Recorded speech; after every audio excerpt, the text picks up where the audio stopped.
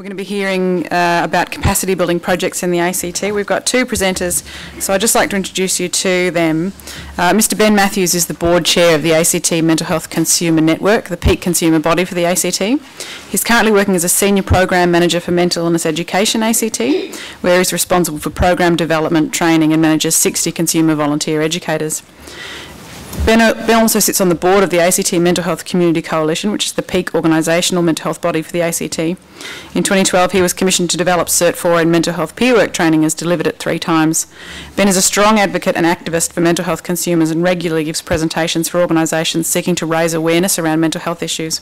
Ben is a mental health consumer himself who manages bipolar disorder and lives a wonderful life in his madness. Joining him will be Ms. Petra Kallay, Community Education Coordinator from the ACT Mental Health Consumer Network. She joined the network in February 2014 to develop and deliver a workshop for mental health peer workers to educate them about the NDIS and assist them to support participants through the registration and planning process. Currently, she's responsible for the delivery of self-advocacy and consumer representation courses for mental health consumers. Prior to working for the network, Petra worked in the field of training and development in both disability employment services industry as well as for registered training organisations specialising in development and delivery of programs to cater to groups with specialised needs. Please make them welcome.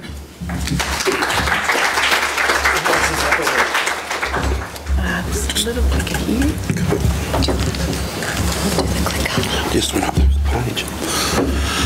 I'd like to begin by acknowledging the traditional owners of the land we're meeting on today and pay my respects to their elders past and present, and also to honour the ongoing contribution all Indigenous Australians make to our society and culture. Well, last session, last day, Friday.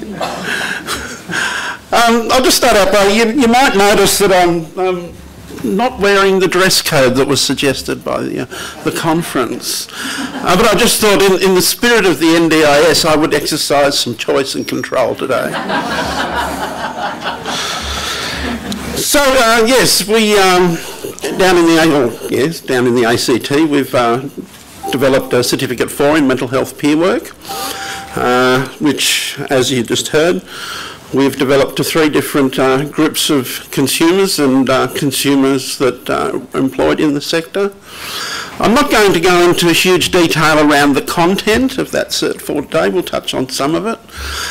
More just give you an overview of some of the process that we took, some of the way we supported the participants, some of the challenges and some of the barriers that we experienced.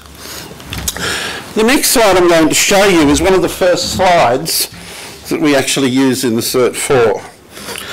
And while this might seem slightly dense philosophy, once you unpack it, and once we unpacked it in the classroom, the consumers or the participants had an absolutely great time having a discussion about this. So I do like this and I'll read it.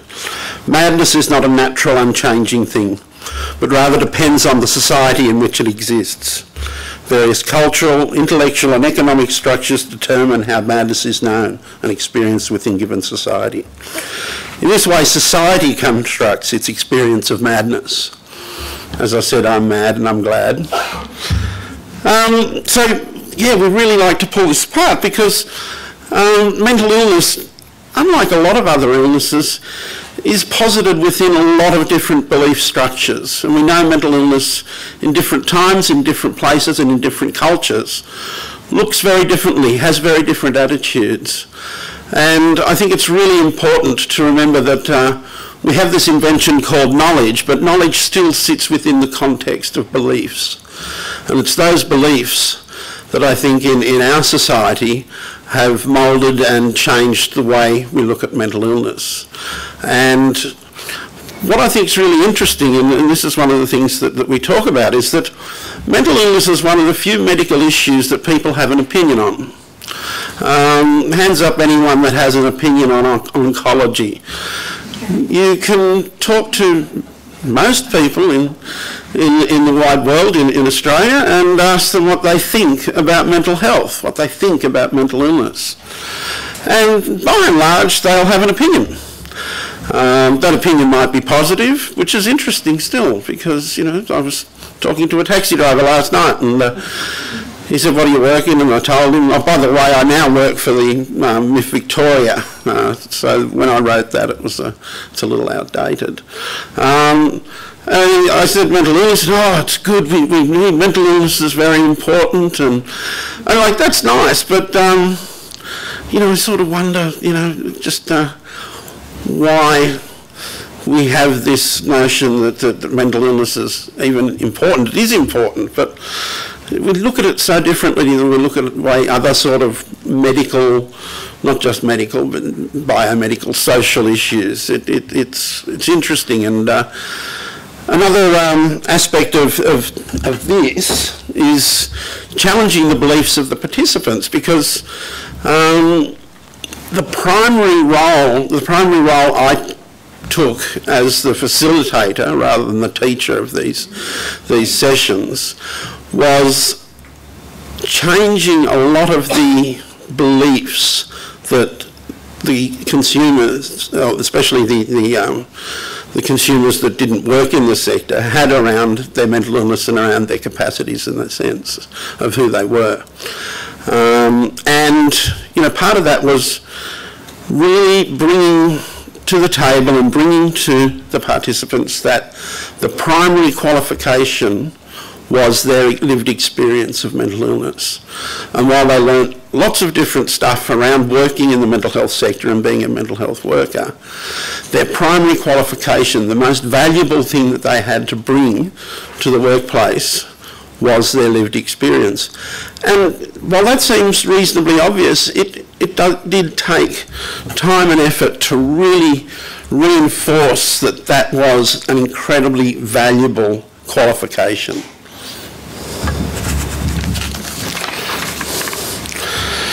So I've just touching here on a couple of the definitions that we like to play with around peer ethics and what a peer recovery worker is. I'll just read the peer recovery worker definition again. A peer recovery worker is someone who draws on his or her own lived experience of mental illness as a consumer to inspire hope in others and support them to facilitate their own recovery. Interesting part of this is there was a lot of discussion around the term hope, and we use the term hope a lot in the NDIS, a lot in recovery-oriented practice. But, you know, a lot of the participants were, you know, like, how can you inspire hope in someone when there isn't hope? Because I know from my lived experience, there was a time where if someone said to me, oh, there's hope for you, Ben, it would be like, go away, you know. And so, again, you know, there were some really interesting things that came up from these conversations. And we actually decided that, in a lot of ways, hope's great, but meaning might be a little bit better. And so when we talk about hope, we'd also talk about meaning as well, bringing meaning to people's lives. Okay. So, yeah, the Certificate 4 was funded through the Mental Health Community Coalition of the ACT, and one of the modules that we presented was also funded through the NDIS, and Petra will be talking a bit more about that later. So yes, it was developed by myself. Train for Life is a small RTO in the ACT that specialises in disability training. They were chosen primarily because of that, because they were small and they offered a very detailed sort of personal service around the participants, which I'll expand on a little bit later. So the actual course was a 10-week course, 1 day per week, face-to-face, online assessments and online materials. One of the challenges we had, and I think I'm touching on this a bit later, but I'll talk about it now as well, is that, you know, Certificate 4, while not being a degree, you know, it sits between a Certificate 3 and a diploma, and it's got a reasonable standard of you know, education involved in it. And so we were dealing with some people that hadn't studied for a long time or studied at all. So the challenge was to make it accessible, to make it achievable, but at the same time we had to keep it at that level. One of the reasons that we had the assessments online was to improve people's computer literacy skills. And the assessments we anticipated would take, about 4 to 6 hours a week, so, they were substantial. We found that some of the participants were spending 12, 14, 16 hours a week on their assessments. And I think that's just testament to the amount of effort and dedication these people were actually putting into getting through this program. I should just leave them on. So we had a maximum of 10 participants per class, and this was quite deliberate in that it created and we created a very safe, respectful environment. People were talking about very intimate aspects of their lived experience.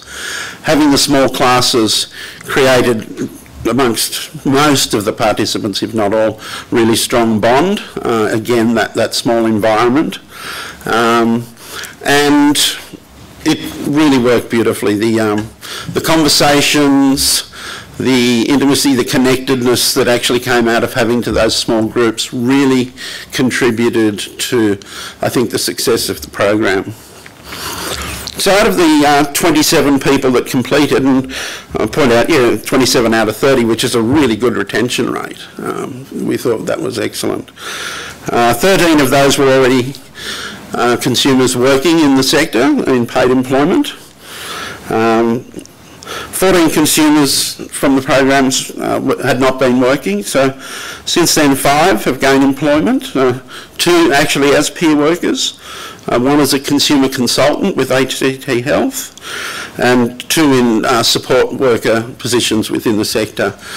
And I actually crossed paths with another one of our participants last week who actually has a job in a restaurant. And I was talking to her about her job, and she said very proudly, had I not done that course with you, I wouldn't have had the confidence to go out and get this job. So I think that's a wonderful outcome in itself. And one of our participants, one of our wonderful participants, has now commenced volunteer work as a consumer representative at the Consumer Network. And I'll just give you a brief story about that participant. I remember him very clearly. He was a very memorable chap. And he ran late for the first day, so he came in about half an hour late and sat down, and we were just talking about the role of peer work. And I said, what do you think a peer worker is? Talk to me about what you think a peer worker is. This guy was just incredible. He said, what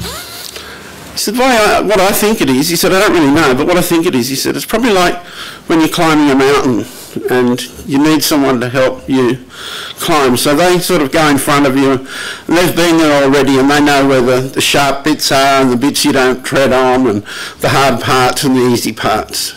He said, and so you need someone to help you get up that side of the mountain, and they walk in front of you and they protect you.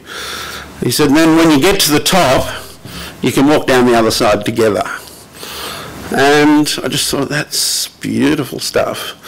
This guy had just walked into the classroom. It's a little bit more of the nuts and bolts of the process. We actually had interviews, as all the places were fully funded, so we thought it was due diligence to actually apply interviews. And also, we thought it was actually fairer for the participants because it gave us the opportunity to give them, all the information they needed to make a decision about whether they wanted to make the commitment to do the program. And of those interviewed, I think there were probably 3 or 4 that self-selected that they actually didn't think they were ready to make the commitment.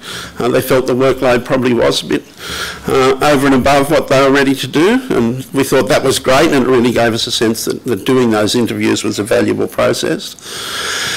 And it also gave us the opportunity to discuss any special needs, reasonable adjustment, talk about whatever we could do to support the participants getting through.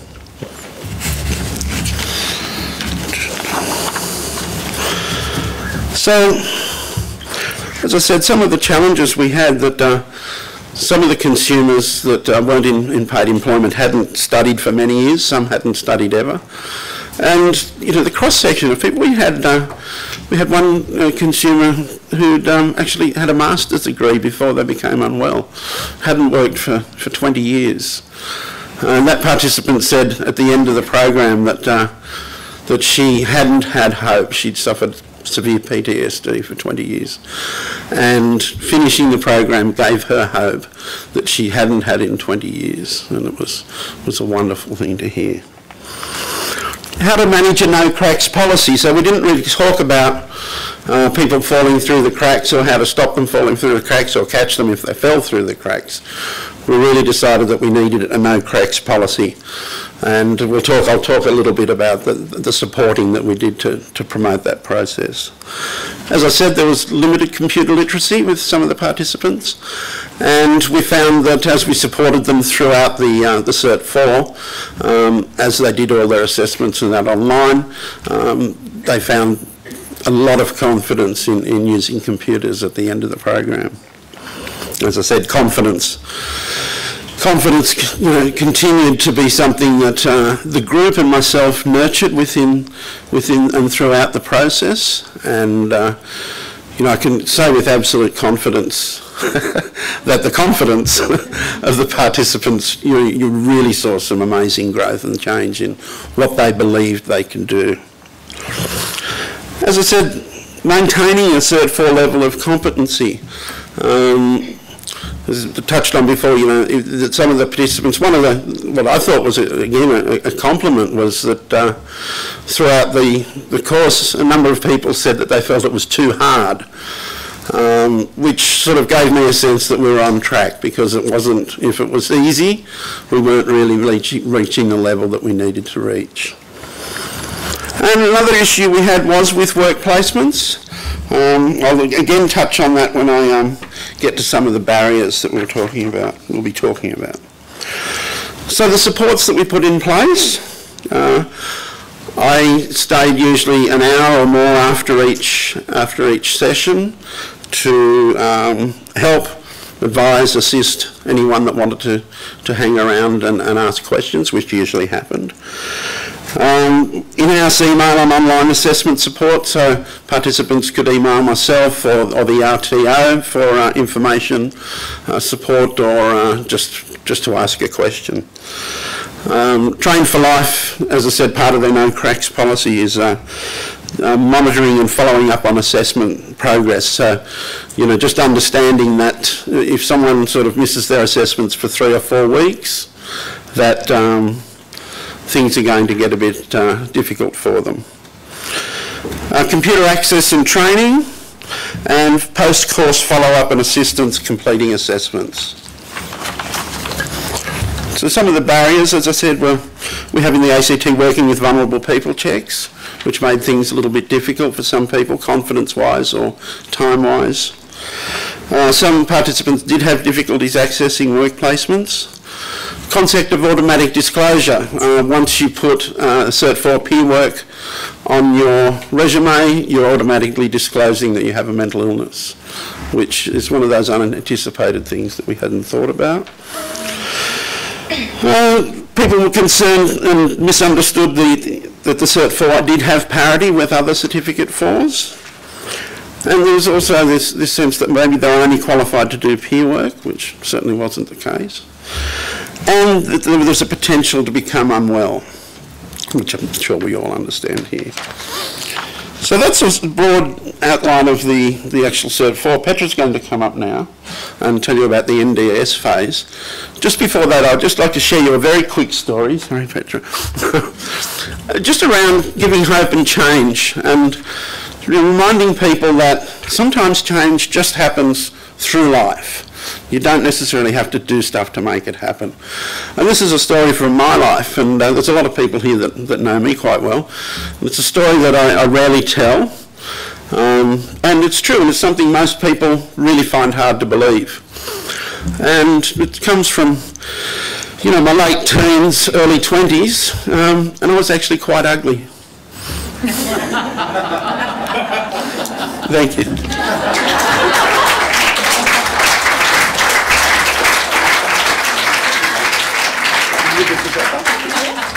Yeah, I can do it. Oops. Thank you, Ben. Hi, I'm Petra. As mentioned before, I joined the ACT Mental Health Consumer Network in February because they had a project that they let people know that they needed someone to design this special module about the NDIS. So why? So the peer workforce project, and that included both the module that I designed and delivered and the last one of the 3 Cert 4 in peer work courses that Ben delivered, was this project was established from a small amount of funding from the Commonwealth Sector Development Fund. And that was because it was acknowledged that the unique role of peer workers in having a grassroots understanding of navigating the mental health service and recovery-focused approach to planning could be vital in supporting people with this transition to the NDIS. Sorry, I'm just going to adjust this and move over a bit because I really hate podiums and I like moving around. So I'll try and not to move away too far from the microphone.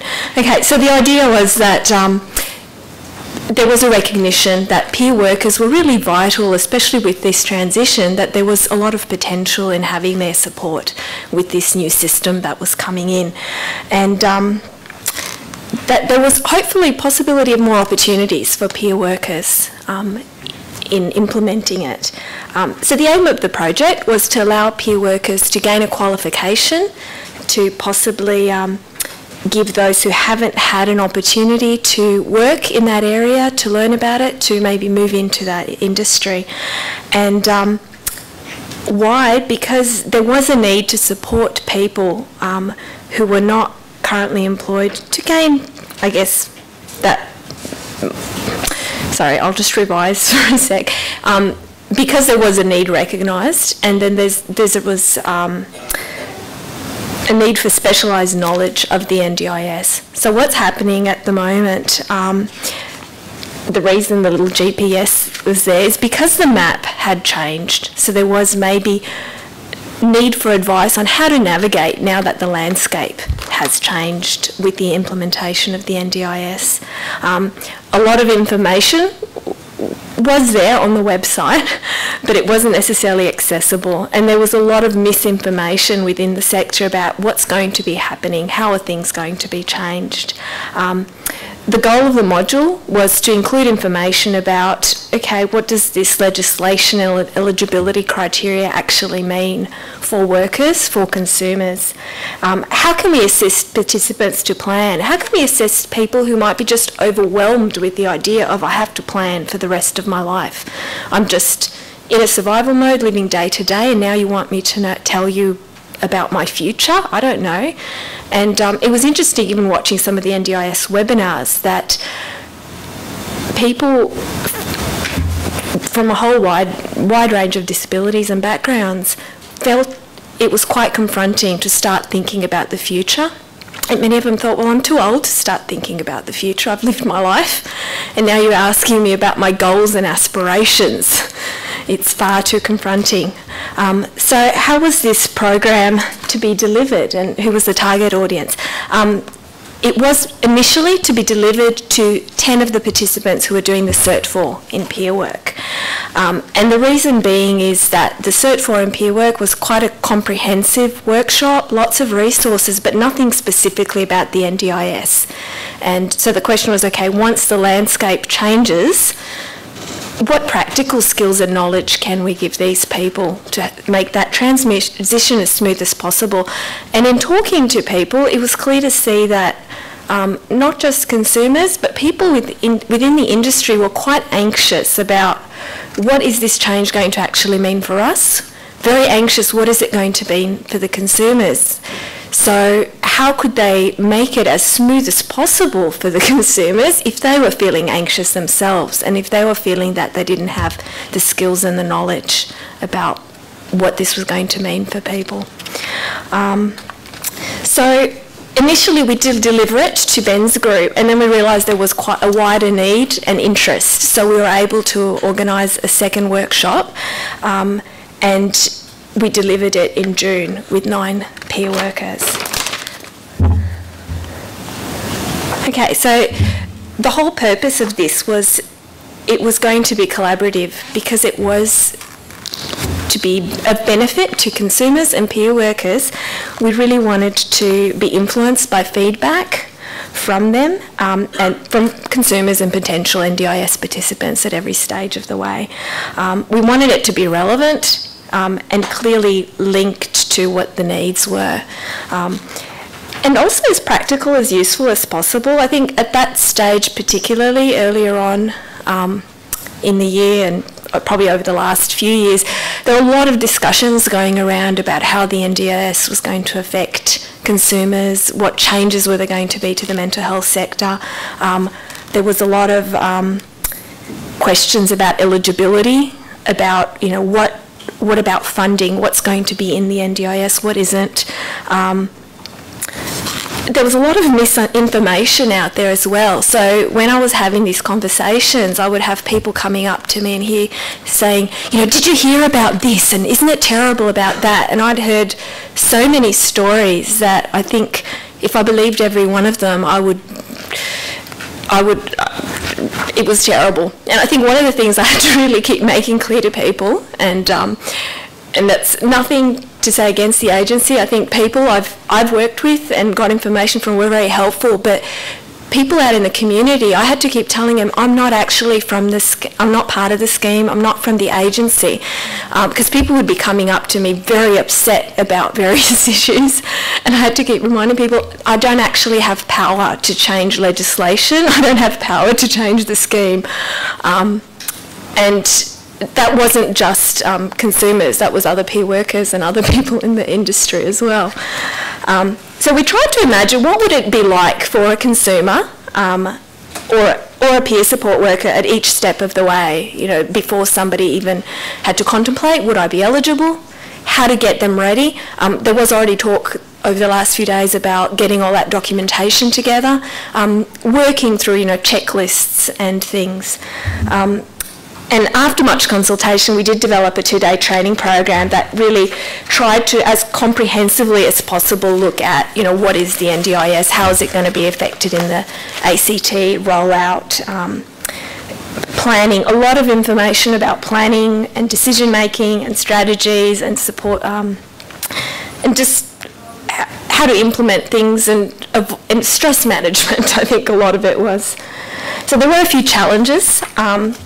The big one is misinformation, and another big thing was it was going to be very information heavy, because the goal of the workshop wasn't just to again get people together and talk about issues and what would and wouldn't work with the NDIS. It was to help workers be familiar with what are the operational guidelines, which could be very boring and dry. And we tried to narrow it down, but it couldn't be shorter than 2 days. So putting it into sort of activities and not just theory. We didn't want it just to be reading through the website. I don't know how many of you have read through the website. The challenge was at that stage, I think the agency has been listening, but there wasn't a lot in plain English, and it did mean pretty much reading through the operational guidelines and putting it into some sort of an easy to understand structure. So people I think we ended up with like 30 or more handouts and very, very fat booklet of stuff. A big challenge was finding the information because the website was a bit confusing because there's just so much information, so narrowing it down. And another big challenge was that resistance to the scheme. There were a lot of valid concerns, lots of urban legends going around. So the goal of the workshop was to dispel as many myths as possible, and at the same time maybe draw attention to some possible pitfalls and challenges along the way of helping someone with that transition. When we delivered the workshop, overall the feedback was very good, except they realised the first time we just didn't allow enough time. So we asked people, what do you want us to leave out? And they said, no, we want you to leave everything in, just make the workshop longer. So we did make it longer. We couldn't make it any longer than 2 days, but we made it like an hour longer each day. Some of the feedback was that it was great and helped people to understand the NDIS more than they thought they would. So we think, okay, that was our objective. And people commented that they actually now felt capable to let others know about how it works. So we went, okay, that was the objective too. I've got a quote here from one of the participants who ended up actually getting a role within ACT Health as a consumer consultant. And in speaking to her afterwards, it was really encouraging. She said that in her role now, she's the NDIS expert on her team. So she came into this role and they got her to write a document about the NDIS and how it would affect them. And that was great because it was, she'd completed the Cert 4, went from being unemployed to having a role as a consumer consultant.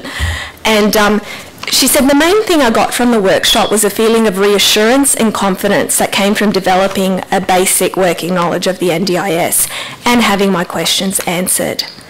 A benefit of the information sessions, and that included both the workshop and the Cert 4, was that I heard other people ask relevant questions that had not occurred to me. And she was asked to develop this summary document about the NDIS focusing on young people, which is the area she's working in. So I thought that was really a great example of how it had practically helped somebody. And as a result, because I think initially people were like, oh, why do we want or need this workshop? Then the second lot, people were like, this is really great. So then we ended up now with a whole waiting list of people who want us to run the workshop again. And at this stage, we are exploring opportunities to try and run it, because one of the findings that we discovered, and I'll be very quick with my reflection, is that the ACT NDIS Task Force has done a lot to raise awareness of the NDIS.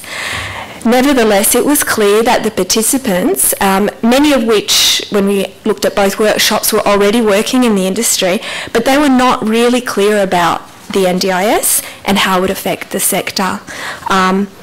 So it would be great if that workshop was accessible, not just for peer workers, but for other workers within the mental health sector. A challenge I forgot to mention earlier was the fact that the funding was actually given, we had to deliver the workshop before the end of June. Now the NDIS in the ACT wasn't actually implemented till July. So in those last 2 months, we delivered one workshop in May, one in June. From the time we started developing it to the time we delivered the first lot and then the second lot, there were a lot of changes happening. I'd be ringing up people like Wendy and other people on the ACT site going, people want to know about this, and I'm like, we don't actually know yet. It was really hard developing a workshop that kept changing, and like I'd get information from operational guidelines and then they'd rewrite it. But we met the challenges, I think, quite well, and I think one of the learnings was that yes, there's definitely a need for the peer workforce. A challenge was, okay, we have people now with qualifications, some of which have nowhere to go, and they're asking us, where do we go now? We want to work, where are the opportunities? What future opportunities are there for funding? And we don't actually have answers for that at this stage. So, I don't know how many minutes there are left. Like, okay, no questions, no time. Sorry. You can talk to Ben and me afterwards if you want to know more about it. And thank you. Thank you to Ben and Petra. We do have time for a couple of questions if there are any burning questions. Yep, just down the front, just a mic coming. I just want to know what happened to that feedback from consumers who weren't really comfortable, or whatever it was that you were saying about the NDIS, given that the ACTMHCN is an advocacy agency. You mean people who weren't comfortable about the NDIS or the workshop, or? Had concerns about the NDIS. Okay. What happened to that feedback? Has it been passed on to government and NDIS? It had. Some of the information has been put in the report, but as we were developing the workshop, I had quite a bit of contact with people working in the ACT site and with Wendy, who's on the task force. And it's interesting, we delivered a very similar presentation at the network's AGM last week, and one of the questions were like, were there any new findings, were there any discoveries? Basically the feedback that we got and the concerns that people had wasn't any bombshell. It were issues that have been raised a lot over the last few days. There are issues that the network and other mental health agencies in the ACT do keep raising with the agencies and other mental health organisations. And there are issues that are going to have to be dealt with gradually as the trial sites proceed and over the next, I don't know how many years, as we look at the bigger health system as well. So no bombshells, and I did pass on as much information as possible. Nothing was sort of hidden under the rug.